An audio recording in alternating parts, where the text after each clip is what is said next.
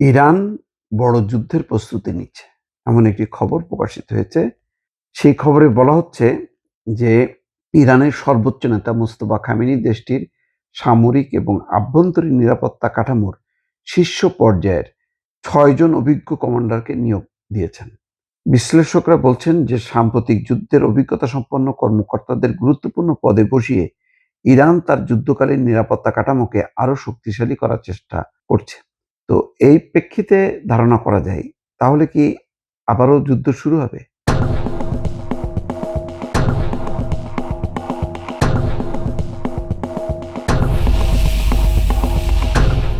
এটা বলা খুব কঠিন। এটা হইতেও পারে, আবার না হইতে পারে। সম্প্রতি পশ্চিমারা, বিশেষ করে আমেরিকা, তারা যেই ধারণা দেওয়ার চেষ্টা করছে যে ট্রাম্প আর যুদ্ধ চায় না। ইসরায়েলও অনেকটা চুপচাপ আছে ইরান প্রশ্নে। আমেরিকাও একটা নীরবতা দেখাচ্ছে। কিন্তু এটা আমেরিকা যেটা বারবার করে, তারা একদম আওয়াজ দেয় না, চুপচাপ থাকে, কিন্তু ভেতরে ভেতরে প্রস্তুতি নিয়ে হঠাৎ করে আক্রমণ শুরু করে দেয়। যেটা ২৮শে ফেব্রুয়ারি যেই ভয়ঙ্কর ঘটনা ঘটেছে ইরানে, যে সর্বোচ্চ ধর্মীয় নেতা উপর আকস্মিকভাবে হামলা চালিয়ে তারা যুদ্ধ শুরু করলো। সেখানে ৬-৭ জন কমান্ডার, শীর্ষ কর্মকর্তা এবং পুরো ফ্যামিলি, পরিবার, মুস্তফা খামেনি কোন রকমে বেঁচে গেছে, কিন্তু অন্যরা আর কেউ বাঁচতে পারেনি। তো এই অবস্থায় যুক্তরাষ্ট্র এবং ইসরায়েলকে বিশ্বাস করা কঠিন। এখন ইরান গোপনে কোনো মানে খবর পেয়েছে কিনা সেটা পরিষ্কার না।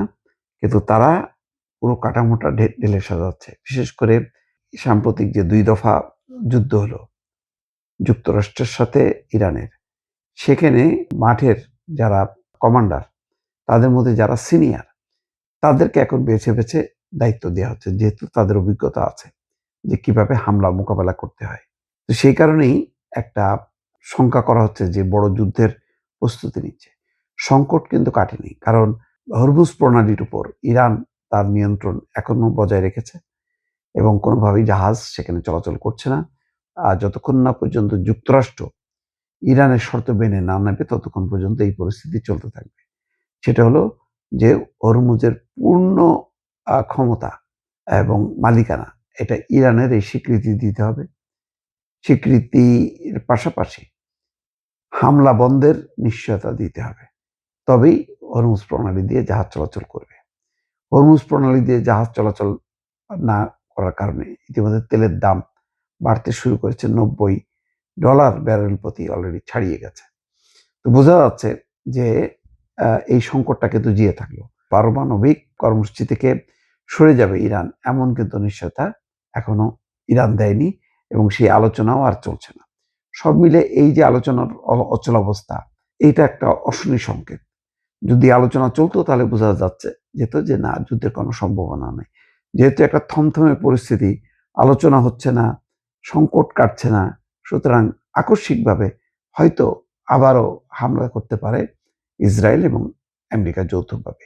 সেই কারণেই হয়তো মোস্তফা খামেনি পূর্ণ প্রস্তুতি নিয়ে তার সেনা কমান্ডারদেরকে বিভিন্ন দায়িত্ব দিয়ে একদম রেডি হয়ে আছে যে হামলা আসলে আবারও ইরান যুদ্ধ করবে।